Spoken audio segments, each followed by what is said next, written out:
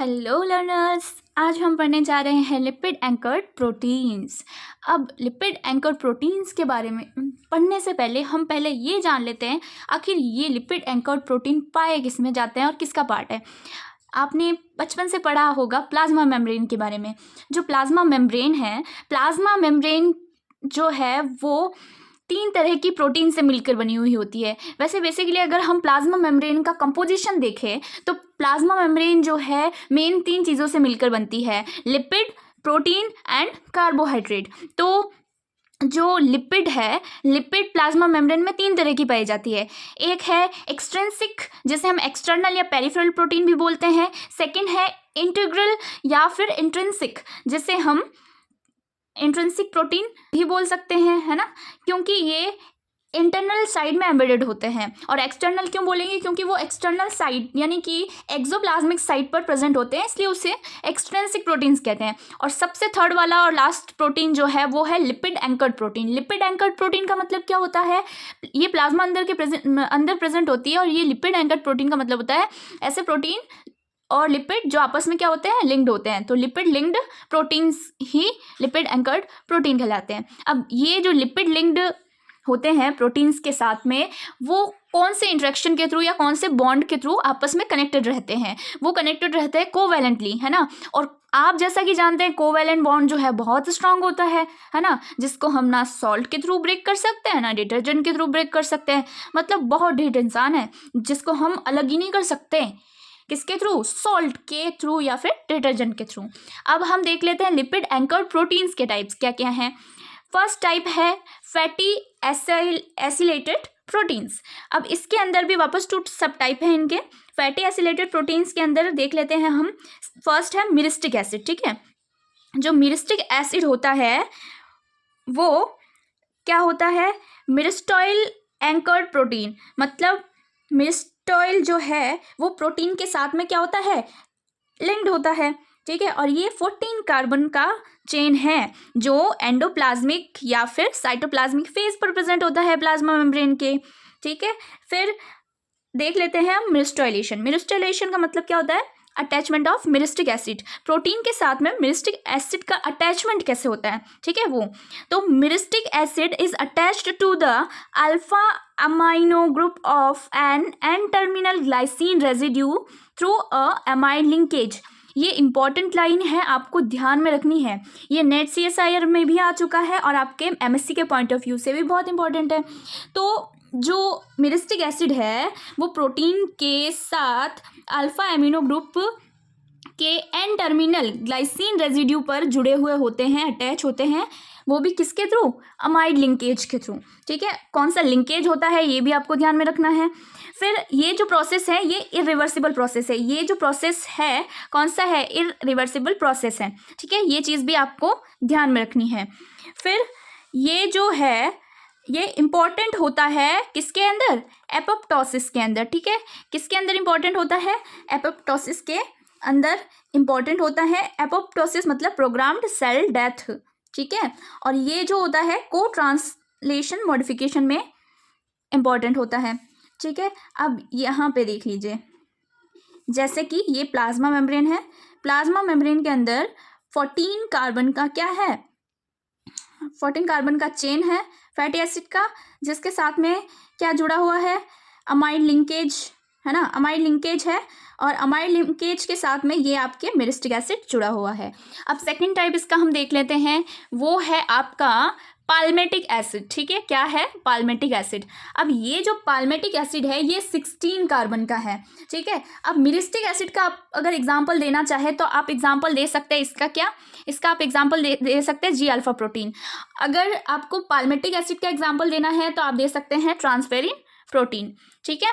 अब ये जो पाल्मेटिक एसिड है वो 16 कार्बन का होता है, और ये पाल्मेटॉइल एंकर्ड प्रोटीन होता है जो 16 कार्बन का होता है, और ये भी एंडोप्लाज्मिक फेज या फिर साइटोप्लाज्मिक फेज पर प्रेजेंट होता है।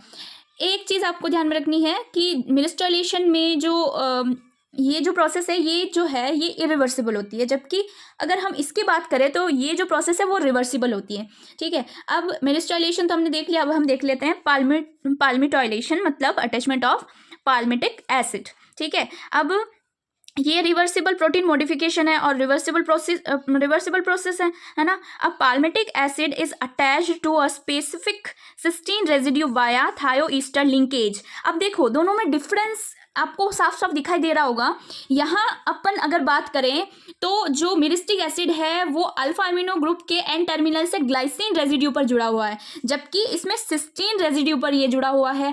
इसमें बॉन्डिंग भी अलग अलग है ना, लिंकेज अलग अलग है। इसमें अमाइड लिंकेज है, इसमें कौन सा लिंकेज है, थायोस्टर लिंकेज है। ठीक है।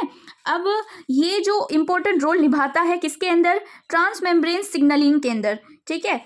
Also regulation of neurotransmitter release, जो न्यूरो ट्रांसमीटर रिलीज होते हैं उसका भी रेगुलेशन का काम करता है ये।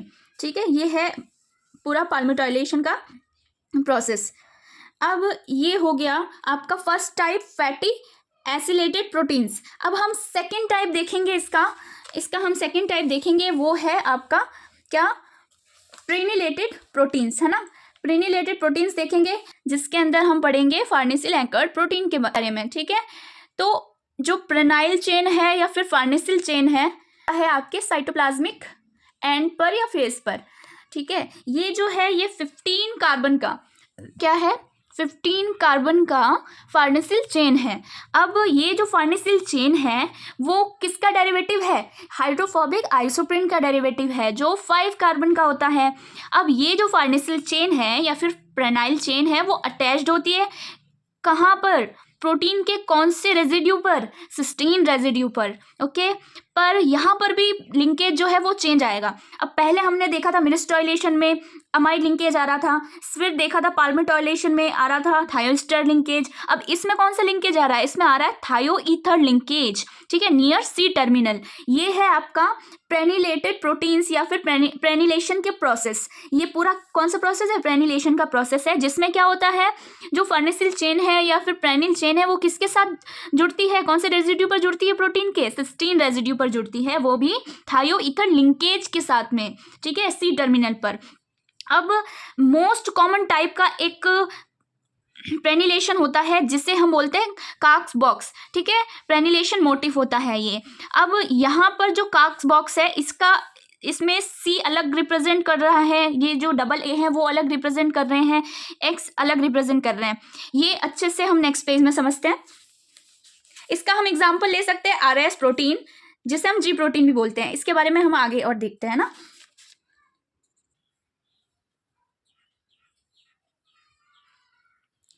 Cox box. The prenylation motif Cox box is the most common prenylation site in proteins, that is the site where farnesyl or geranyl covalently attached, है ना। अब ये जो प्रेनिलेशन मोटिफ है काक्स बॉक्स, ये कॉमन प्रेनिलेशन साइट है प्रोटीन्स का, जहाँ पर क्या होता है फार्नेसिल और जेरेनिल कोवेलेंटली अटैच्ड होते हैं। ठीक है। अब सी क्या रिप्रेजेंट कर रहा है, ए क्या रिप्रेजेंट कर रहा है, एक्स क्या रिप्रेजेंट कर रहा है, हर चीज़ कुछ ना कुछ बता रही है ना, हर चीज़ में कुछ ना कुछ राज छिपा हुआ है। तो सी क्या रिप्रेजेंट कर रहा है, cysteine represents the cysteine that is prenylated. See यहाँ पे सिस्टीन को रिप्रेजेंट कर रहा है जो प्रेनिलेटेड हो रहा है वो सिस्टीन। अब ए यहाँ पे रिप्रेजेंट कर रहा है एलिफेटिक अमाइनो एसिड। एक्स यहाँ डिटरमाइन कर रहा है the type of prenylation that will occur, मतलब कौन सा टाइप का प्रेनिलेशन होगा, फार्नेसिल चेन जुड़ेगा या फिर आपका जेरेनिल जुड़ेगा, ये डिसाइड करता है कौन, एक्स। कैसे डिसाइड करता है वो देख लेते हैं। अगर मान लो अगर एक्स क्या हो, एलेनिन हो, मेथियोनिन हो, सेरीन हो या फिर ग्लूटामाइन हो, तो क्या होगा, देन प्रोटीन विल बी फार्नेसिलेटेड। तब प्रोटीन क्या होगा, तब प्रोटीन होगा फार्नेसिलेटेड वाया फार्नेसिल ट्रांसफरेज एंजाइम। किसके थ्रू जुड़ेगा ये, फार्नेसिल ट्रांसफरेज एंजाइम के थ्रू, है ना। अगर मान लो एक्स ल्यूसीन हो तब क्या होगा, जब एक्स ल्यूसीन हो तो जो जेरेनाइल होगा वो जुड़ा हुआ होगा जेरेनाइल ट्रांसफरेज एंजाइम के साथ में।